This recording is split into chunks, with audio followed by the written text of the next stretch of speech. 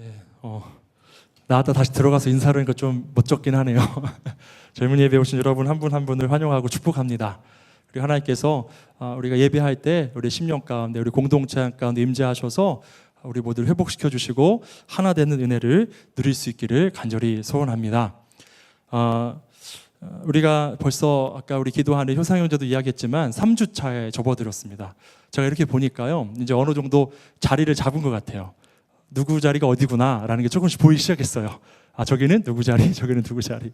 적응해가고 있다는 증거인 줄로 압니다. 그리고 올해는 물론 6월달도 여름이긴 하지만 여름이 더 빨리 찾아온 것 같아요. 굉장히 습하기도 하고 뜨겁기도 한데, 여러분 여름하면 생각나는 것이 있습니다. 떠오르는 것이 있습니다. 바로 국내 선교입니다. 여러분 국내 선교도 얼마 남지 않았어요. 작년에도 많은 은혜가 있었고요. 저 작년에 이제 다 교회들을 돌아보면서 우리 지체들이 어떻게 섬기고 있는가 격려하면서 다녔는데, 여러 가지 힘든 중에서도 최선을 다하고 또 그 아이들 하나하나를 섬겨가면서 사랑하면서 그 섬기는 모습들이 정말 귀했는데요. 이제 국내 선교가 곧 시작됩니다. 작년에 1년 전에 우리가 함께 기도하면서 하나님을 알자, 여호와를 알자, 힘써 알자 이 주제를 가지고 우리가 각 선교지로 나아가서 주의 복음을 전했는데요. 올해도 그렇게 우리가 5개 교회들을, 지역의 교회를 섬기고요. 이번엔 특별히 또 우리 교회학교의 새 부서를 섬기는 일에 우리가 함께 헌신하게 되었습니다. 어디든지 좀 가르쳐 드리면 제주도의 법한교회도 섬기고요. 또 서울에는 햇빛교회, 그리고 도고에 있는 헤비타트 교회, 그리고 동해에 있는 선한목자교회, 그리고 올해 새로운 교회가 또 하나 컨택이 되었는데요. 논산에 있는 연산제일교회를 섬기게 됩니다. 그 교회에서는 그 서울에 있는 아이들하고요, 또 논산에 있는 아이들이 함께 합창 연습을 해가면서, 예전에 여러분 그런 프로그램 있었잖아요. 하모니라는 프로그램 있었잖아요. 아이들 함께 모여서 찬양하고 또 그것을 발표하고 서로 이제 하나로 화합되는 그런 모습들, 그런 것처럼 그런 프로그램을 진행해 가면서 그 지역에 또 찬양 전도 집회도 하고 이런 프로그램들을 준비하고 있는데, 여러분 우리 국내 선교에도 힘을 썼으면 좋겠고요. 이 뜨거운 열정만큼, 여름만큼 열정을 다해 섬길 수 있는 국내 선교가 되었으면 좋겠습니다. 그래서 이번에도 우리가 기도하면서 잘 준비했으면 좋겠고요. 또 한 가지 광고 드리고 싶은 것은, 제가 조금 안타까운 게 뭐냐면, 저는 금요기도회 얘기 참 많이 했잖아요. 여러분 금요기도 참 좋다고 우리 300명이 모이는 금요기도가 됐으면 좋겠다고 이렇게 이야기했는데, 우리가 장소가 없어서, 기도할 장소가 정말 없어서 기도를 이렇게 하지 못했었어요. 근데 하지 못한 건 아니고 통합해서 같이 했는데 우리 청년들이 많이 나오지는 않더라고요. 그래서 고민하고 고심하는데 근처에 좋은 장소가 생겼어요. 좋은 장소가 생겨서 북창동에 있는 스페이스 도어라는 그런 기독교 공익 카페가 있더라고요. 그래서 그곳에서 함께 금요일에 첫째 주와 둘째 주에 우리가 모여서 같이 기도하고, 네 번째 주는 그 전과 같이 연합부로 모이고 해서 우리가 2주 정도는 그래도 모일 수 있는 장소가 허락이 되었습니다. 그래서 뜨겁게 기도할 거고요. 이름도 정했어요. 하나님의 등불. 우리 중보기도팀 이름처럼 하나님의 등불, 꺼지지 않는 그 등불처럼 꺼지지 않고 기도할 수 있는 우리 젊은이 교회 모두가 되었으면 좋겠습니다. 아멘인가요? 더 기도할 때예요. 우리 아까 사랑제 기도했지만 성전 보수 기간이 우리가 더 힘들고 낙심되고 그런 시간이 아니라 더 힘을 내어 기도해서 영적으로 더 충전하는, 그렇게 하나님의 놀라운 뜻을 발견해 나가는 그런 시간들이 되었으면 좋겠습니다. 그리고 한 가지만 더 말씀드리면, 다음 주부터 우리가 좀 시리즈로 주제를 가지고 한 6개월을 쭉 가려고 하는데요. 우리가 교회다라는 이런 주제를 가지고 교회로서, 하나의 공동체로서, 주의 이름을 부르는 자들의 모임으로서의 그런 모습을 갖추어가는 우리 젊은이 교회가 되었으면 좋겠어요. 주님의 교회로서의 사명을 감당해 나가는, 우리가 여러 가지 상황과 환경이 아니라 주님 바라보면서 교회를 세우신 목적, 그 역할들을 한번 생각해 보면서, 그럼 우리는 어떠한 공동체인가, 하나하나 교회로서의 모습을 살펴보면서, 여러분 각자가 다 교회일진데, 성전일진데, 그렇게 우리가 맡겨진 사명을 감당할 수 있는 그것을 배워가고 알아가고 결단하는 그런 시간들이 되었으면 좋겠습니다. 그렇게 아름답게 더 세워져가는 우리 젊은이 교회가 되기를 간절히 소원합니다. 여러분 함께 동참해 주셨으면 좋겠어요. 이제 국내 선교 시즌이 되었는데, 저도 전에 그 전도 여행을 했던 기억이 있는데요. 여러분 괴산 아나요? 괴산? 네, 괴산 지역에 전도 여행을 이렇게 간 적이 있어요. 시골에 가면 하는 행사들 가운데 하나가 뭐냐면 마을 잔치를 이제 해드립니다. 그곳에 있는 많은 분들, 지역 주민들 초청해서 마을 잔치를 하는데요. 보통 시골 마을에 가면 여름에는 이렇게 삼계탕을 하더라고요. 제가 작년에 알기로 새누리교회 국내선교 갔던 팀들은 그 닭 다리를 200번 이렇게 실로 꼬았다는 그런 이야기 들었는데요. 저희도 이제 삼계탕을 지역 주민들에게 대접하려고 이렇게 준비했는데 쉽지가 않더라고요. 정말 어렵더라고요. 삼계탕과 이제 전을 부쳐서 드리자라고 했는데 그 더운 여름에 쉽지가 않더라고요. 그래도 이렇게 하나를 섬겨드리고 또 지역에 일손이 없어서 힘들어하시니까 농사일도 좀 도와드리고요. 또 가가호 다니면서 우리가 말벗도 대어드리고 이런저런 이야기도 듣고 어떤 분들은 또 기도해달라고 요청하시는 분들도 있었고, 근데 참 시골은 아직까지 인심이 너무 좋은 것 같아요. 저희가 가는 곳마다 먹을 것을 다 꺼내주시고 또 환영해주시고 좋아해주시고 어떤 어르신들 안아주시기도 하고 손주 같다고도 하고 그런 얘기도 하시더라고요. 그렇게 함께 저희가 더 격려받으면서 은혜 받으면서 시간들을 이렇게 지냈는데요. 그리고 이제 나중에는 마을 주민들 모셔다가 또 공연도 보여드리고 같이 레크레이션 하면서 즐거운 교제를 나누고요. 또 발 마사지 같은 것도 해드리고 좋은 시간들을 나누었어요. 그리고 이제 수요 예배를 드리게 됐는데 정말 은혜 충만한 예배가 되었어요. 그동안 오시지 않았던 마을 주민들도 그날 이렇게 함께 또 교제했던, 함께 이야기 나눴던 또 청년들 이렇게 같이 있으니까 교회로 발걸음한 분들이 많이 계시더라고요. 교회 안 나왔던 분들도 오시고 해서 함께 저희가 준비했던 워십도 보여드리고 그리고 함께 찬양하고 말씀 전하면서 은혜롭게 예배를 드리고 나서 이제 그 교회 담임 전사님이 너무나 기쁨에 겨워서 이제 광고 시간에 광고를 하는데 어떠한 광고를 하냐면요. 오늘 정말 제가 아무리 건면하고 전도해도 오시지 않았던 한 마을 주민분이 오셨습니다. 여러분 우리 박수로 환영합시다라고 하면서 이렇게 그분을 환영하더라고요. 아무리 전도하고 건면해도 교회에 발걸음하지 않았던 분인데 어떻게 이번에 나오게 되신 거예요. 전사님 너무 그게 기쁜 거예요. 그분의 마음이 좀 열렸구나. 이제 교회로 발걸음했구나. 여러분 얼마나 기뻐요. 아무리 건면하고 아무리 노력해도 교회에 나오지 않았던 분인데 바로 교회 근처에 사는 분임에도 불구하고 나오지 않았던 분인데 그분이 교회에 발걸음을 했어요. 그리고 막 같이 말씀도 듣고 함께 예배도 드렸어요. 그 전사님 너무 기쁜 거예요. 감동한 거예요. 너무 기쁘다고 하면서 이렇게 환영했던 그런 기억이 납니다. 오늘 본문의 얘기를 좀 나누면 사도 바울도요. 오늘 감동하고 있어요. 왜 감동하냐면 사도 바울이 가서 베레아라는 곳에 가서 복음을 전했는데요. 그 땅의 사람들이 그 복음에 반응하는 거예요. 제 말씀을 더 알기를 애쓰는 거예요. 그게 너무 좋고 감동된 거예요. 우리가 지난주에 사도행전 16장의 말씀을 나누면서 이제 바울이요. 자신이 계획했던 아시아 선교를 접고 성령의 인도하심에 따라 유럽 선교로 이제 선교의 방향을 틀어서 처음 간 곳이 어디였냐면 빌립보였어요. 빌립보에 가서 하나님께서 만나게 하신 사람들이 있었어요. 루디아라는 여인, 그 여인을 만나게 하셔서 바울이 처음부터 끝까지 복음을 전하는 데 귀한 동역자가 되게 하셨고요. 그리고 그가 한 점치는 여종을 고쳐준 일로 인해서 그 주인이 그 점치는 여종을 통해서 그 주인이 돈을 많이 번 거예요. 그 주변 사람들의 그 여종에게 점을 보고 나서 돈을 주면 그 돈을 다 주인이 취한 거예요. 근데 그 점치는 여종에게서 귀신을 쫓아내니까 여종이 그런 능력이 없어졌어요. 그 주인이 돈을 못 버니까 너무나 화가 난 거예요. 그래서 이 바울 일행을 고발했어요. 옥에 갇히게 되었어요. 그런데 그들이 옥중에서도 무엇을 했냐면 찬양했어요. 찬양하고 예배할 때 옥문이 열렸어요. 지진이 나면서 옥문이 열렸어요. 그때 간수장은 너무 놀랐어요. 왜요? 죄수들이 다 풀려나고 도망가면 자기가 책임질 것이 뻔하니까. 그때 간수장이 바울 앞에 이렇게 물어봐요.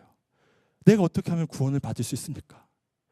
이 상황을 간수장이 이야기한 것은요. 이 상황을 어떻게 하면 모면할 수 있겠습니까? 라고 책임을 면할 수 있겠습니까? 라고 그렇게 물어봤던 거예요. 근데 그때 바울은 그의 삶의 본질적인 문제를 건드려요. 주 예수를 믿으라. 그리하면 너와 내 집이 구원을 받으리라. 본질적인 구원, 삶의 완전한 변화, 전환. 그리고 어떤 일이 있었냐면요. 이 간수장은 바울과 실라를 집으로 초청해서 그 가족들에게 다 복음을 듣게 하고요. 그들이 주님을 영접하고 세례받고 성도가 되었어요.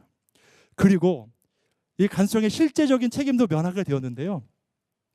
이 빌립보의 관리들이요, 이 바울과 실라를 옥에 가두었던 관리들이 나중에 보니까 바울과 실라에게 로마 시민권을 있다는 것을 알게 되고 나서 그들이 바로 어떤 책임을 문 것에 대해서 큰 과오를 인정하고 바울과 실라에게 오히려 미안하다고 사과하고 그들을 풀어줘요.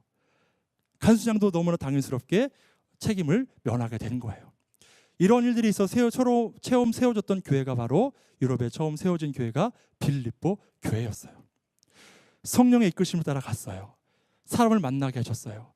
아름다운 만남들을 통해 교회가 세워졌어요. 인간적인 계획 하나도 없었어요.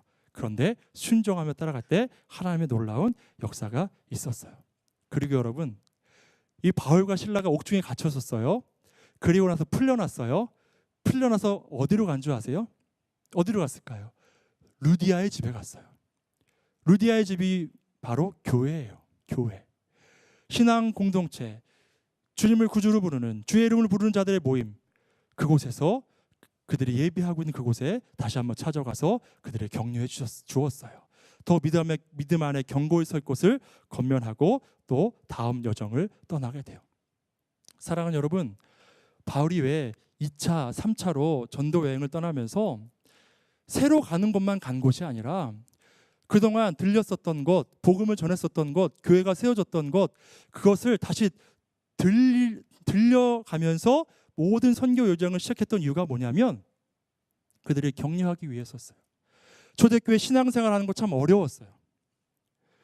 그리고 그들이 신앙생활하는 것 때문에 수많은 고초를 당했어요. 그런 그들에게 바울이 찾아가서 권면하고 주의 말씀을 전하고 함께 기도할 때 그들이 용기를 얻는 거예요. 힘을 얻는 거예요. 그래서 또 찾아가고 들려서 또 오면서 또 찾아가고 권면하고 그렇게 했던 거예요. 바울이 교회를 멀리 떠나 있을 때에도 그 바울의 마음은 변함이 없었어요. 늘 그 교회를 위해 기도해요. 그들이 믿음의 길에서 파손하지 않기를, 흔들리지 않기를. 사랑하는 여러분, 저도 여기 있는 여러분이 믿음의 길에서 파손하지 않기를 간절히 원합니다. 끝까지 주님 바라보면서 주님 붙드심 안에서 주님 따라가는 삶, 그 온전한 구원을 이루는 삶, 그런 삶을 여러분이 살아가기를 간절히 원해요. 그렇게 해서 바울이 또 복음을 전하면서 도착한 곳이 어디냐면요, 이제 빌립보를 떠나서 데살로니가라는 곳으로 가요. 데살로니가 당시 수도였던 곳이었어요. 큰 도시였어요. 그곳에 복음을 전했을 때 많은 이들이 복음을 받아들이고요, 구원받는 역사가 있었고요, 많은 유대인들과 헬라인들의 개종이 이어졌어요. 사회에 영향력 있는 많은 자들이 크리스천이 되었어요. 그런데 여러분, 바로 핍박이 이어져요. 유대인들의 개종에 격분한 강경파 유대인들이요, 유대교인들이 바울의 일행들을 고발해요. 저들이 이 도시에 소란을 일으키는 자들입니다 라고 고발해요. 그리고 결국 많은 보석금을 치르고 풀려나게 돼요. 그런데 계속 강경파 유대인들은 바울 일행을 방해하려는 시도를 멈추지 않아요. 그렇게 해서 데살로니가에서도 쫓겨났어요. 도망쳐 나왔어요. 그래서 간 곳이 어디냐면 베레아였어요. 베레아에 도착해서도 무엇을 했을까요? 복음을 전했어요. 바울은요, 그 땅을 가게 되면 처음으로 밟는 곳이 어디였냐면 바로 회당이었어요. 회당, 유대 회당. 구약의 말씀을 함께 나누고 있는 그 회당에 찾아갔어요. 찾아가서 아직 예수 그리스도를 모르는 사람들, 예수 그리스도를 알지 못하고 하나님을 경외하지만 참된 구원의 길, 오직 한 길, 예수 그리스도를 모르는 사람들에게 예수 그리스도를 전하는 거예요. 구약의 많은 그 메시아에 대한 예언들, 그리고 그것이 성취됐던 이야기들, 예수 그리스도 결국 십자가 달려 죽으시고 우리의 죄를 대속하심으로 구원주가 되으셨다는 그 말씀, 그것을 찾아다니면서 전한 거예요. 그 말씀을 전할 때 많은 사람들이 감동하면서 예수 그리스도를 구주로 영접했어요. 그리고 베레아에서도 유대인들뿐만 아니라 많은 헬라인들이, 이방인들이 예수 그리스도를 주로 받아들여요. 그리고 오늘 말씀을 보면 그들의 태도가 어땠냐면요, 참 은혜가 돼요. 데살로니가에 있는 사람들보다 더 너그러워서, 이 베레아에 있는 사람들은요, 데살로니가에 있는 사람들도 물론 많이 말씀 받아들이고 많은 사람들이 구원받고 막 주님께로 막 몰려드는 역사가 있었어요. 그 유대교를 믿는 유대인들보다 그리스도인으로 개종한 유대인들이 더 많아질 정도로 그런 놀라운 영향력들이 있었어요. 근데 이 베레아는 더한 거예요. 더 많은 사람들이 그 말씀을 상고하고 알려고 노력하고 너그럽다는 건요, 마음이 닫혀 있지 않다는 거예요. 제가 이렇게 설교하면서 보니까 여러분의 마음도 다 열려 있는 줄로 믿습니다. 말씀 들으려고 다 열려 있는 것 같아요. 막 쏙쏙 빨려 들어가는 게 저 느껴져요. 진짜 느껴져요. 이들이요, 말씀을 전하면 편견 없이 받아들이는 거고요. 이 헬라인들은 이성적인 사람들이라 말씀이 이해가 안 되면 그냥 포기해버리는 게 아니라 더 연구를 해요. 그래서 이 사람들이 말씀해 보면 날마다 말씀을 더 상고하는 거예요. 연구하는 거예요. 구약의 메시지, 메시아에 대한 메시지, 그것을 그대로 다 찾아다니면서 찾아보면서 하나하나 정말 이게 맞구나, 그렇구나, 이렇게 보내신다고 했는데 이게 맞구나. 구약에 예수 그리스도 메시아의 오심에 대한 예언들이 많이 들어가 있거든요. 다 성경의 그 내용들이에요. 그래서 찾아가면서 예수 그리스도 그분이 오셨구나. 우리의 구원을 위해, 죄 가운데 있는 우리를 구원하시기 위해, 저 영원한 저주와 멸망 가운데 살아갈 수밖에 없는 우리를 위해 예수 그리스도가 오셨구나. 믿어야지. 그 구원의 길, 영생의 길을 따라야지. 많은 이들이 주님께로 돌아오는 역사가 있었어요. 그 너그러움, 마음이 열려있는, 사랑하는 여러분, 여러분도 복음에 있어서 늘 너그러운 마음을 갖기를 간절히 바랍니다. 그리고 여러분을 통해 이상 믿지 않는 많은 사람들이 그런 마음을 갖게 되기를 간절히 바라요. 그리고 그들이 간절한 마음으로 말씀을 받아들였대요. 간절한 마음으로, 정말 간절한 마음으로. 저 여러분도 그 말씀 받아들일 때 간절한 마음으로 받아들일 수 있기를 간절히 바랍니다. 간절한 마음. 여러분, 아직도 예수 그리스도를 믿는 자들을 핍박하는 지옥에서는요, 그 간절한 마음으로 말씀 한 자를 읽으려고 성경책 펴기도 두려운 그 공간에서도 주의 말씀을 듣고 알려고 말씀을 암송해 가면서 그렇게 주의 말씀을 사모하는 자들이 얼마나 많은지 몰라요. 간절함으로. 성경에 보면 간절함과 사모함과 겸손함으로 말씀을 받아들인 자들이 참 많아요. 그런 자들에게 은혜가 임했어요. 대표적인 인물이 삭개오예요. 삭개오는 뭐 하는 사람이었죠? 세리였어요. 그 당시 세리는 같은 종족에게 미움받는 사람이에요. 돈을 다 뜯어가니까 얼마나 미웠겠어요. 얼마나 외롭기도 했을 거예요. 근데 그런 그가 예수님에 대한 소식을 들었어요. 예수님이 알고 싶은 거예요. 그 말씀 듣고 싶은 거예요. 근데 그에게 단점이 하나 있죠. 키가 작아요. 예수님이 안 보여요. 저는 지금 여러분 다 보여요. 근데 삭개오는 안 보였어요. 그래서 돌무화과 나무에 올라갔어요. 올라가서 예수님을 빤히 쳐다보고 있는데 예수님이 그를 찾아오셨어요. 간절히 바라면 주님이 찾아오시는 줄로 믿습니다. 간절히 바라면 주님 초청하세요. 그리고 그의 집에 유하셨어요. 사람들 욕했어요. 왜 저 죄인의 집에 예수님이 들어가지? 그러나 예수님 그런 것 생각하지 않았어요. 그의 집에 가서 그를 위로해주고 주님의 말씀을 전했을 때 그가 말씀에 반응했어요. 그리고 회개했어요. 바로 실천했어요. 자기의 소유의 절반을 떼어 가난한 자들에게 준다고 약속했고, 남의 것을 토색한 것, 내 이득을 얻으려고 더 가져간 것 있으면 4배나 갚겠다고 그렇게 예수님 앞에 약속하고 그대로 행한 줄로 믿습니다. 간절함으로 그 말씀을 받아들였고 그 사람이 변한 거예요. 고넬료라는 사람, 이달리아의 부대, 로마의 백부장이었어요. 그런 그가 하나님의 천사로부터 베드로를 청해서 복음을 들어라, 지금 요바에 있는 베드로를 청해서 너희 집에 청해서 예수 그리스도의 그 복음을 들어라, 그 말씀을 듣고 순종해서 2 종을 보내서 베드로를 초청해서 자기 집에 모셔드렸을 때, 베드로가 그의 집에 문을 열고 들어오자마자 그 장수가요, 베드로가 들어오는 그 모습을 보고 뛰어나가서 무릎을 꿇고 그 발에 입맞추면서 베드로를 초청했어요. 그 겸손함으로 주의 말씀을 가지고 온 그 베드로를 그렇게 환대한 거예요. 저와 여러분도 그런 간절함과 사모함을 가지고, 겸손함을 가지고 말씀을 받아들일 수 있기를 간절히 소원합니다. 그들에게 그러한 마음이 있었던 거예요. 바울은 너무나 기뻤어요. 너무나 좋았어요. 그렇게 그들에게 복음을 전하고요. 이 베레아 사람들 얼마나 좋아요. 그들이 말씀 막 스스로 연구하는 거예요. 그리고 예수 그리스도의 그 구원의 경륜, 그것을 깨달아가기 시작하는 거예요. 얼마나 기뻤을까요? 저도 여러분, 저희 젊은이 교회 성경 공부를 수요 예배 끝나고 하잖아요. 육체적으로는 사실 많이 힘들어요.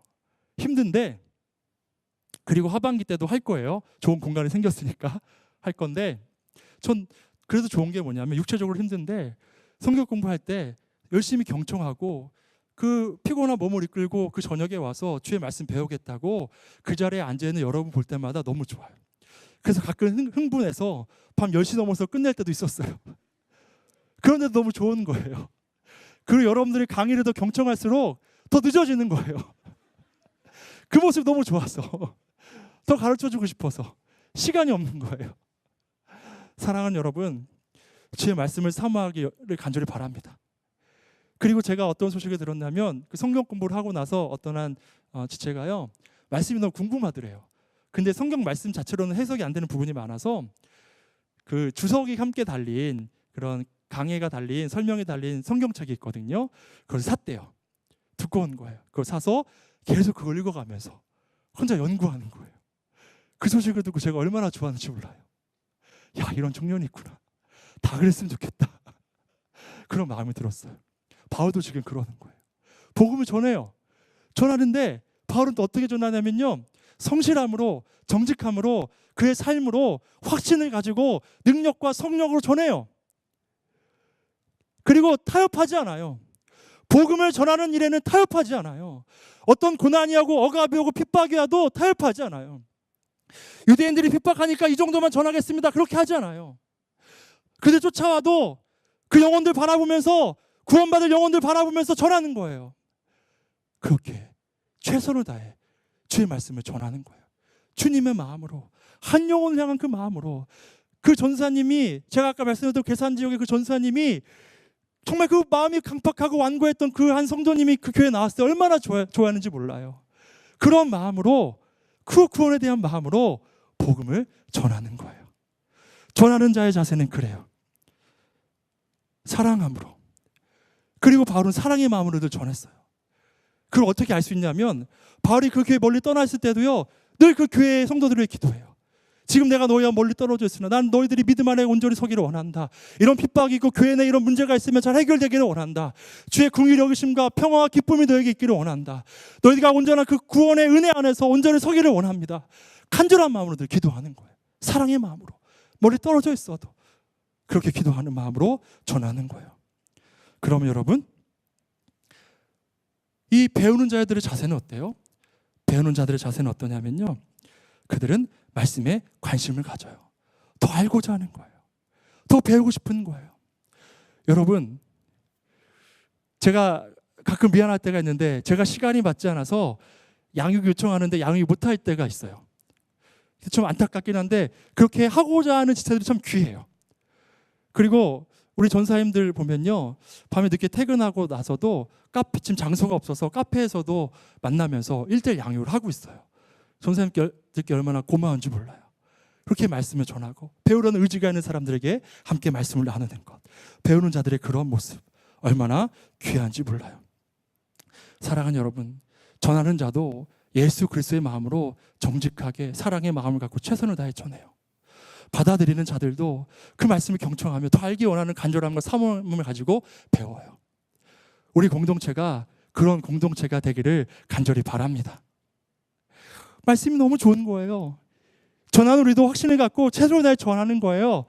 그 누구라도 한 명 더 가르쳐주고 싶어서 더 마음에 우리 안에 안달이 나는 거예요. 그렇게 말씀 앞에 더 든든히 세워져가는 우리 젊은이 교회 공동체가 되었으면 좋겠어요. 여러분, 저한테도 요청해 주세요. 양육 좀 해달라고. 성경 말씀 도 가르쳐달라고 해주세요. 그렇게 주의 말씀 안에서 전하고 배우고 또 우리도 전하는 자가 되고 또 누군가를 가르쳐주고 또 그가 또 전하는 자가 되고, 그런 아름다운 선순환이 우리 젊은이 교회 가운데 온전히 일어나기를 간절히 바랍니다. 그렇게 주님을 온전히 아는 것, 주님을 전하는 것, 그 말씀 안에 거하는 것, 그 삶을 최고의 삶으로 여기고 그렇게 주를 평생 따라가는 그 믿음 안에서 온전히 세워져가는 저와 여러분 되기를 간절히 축원합니다.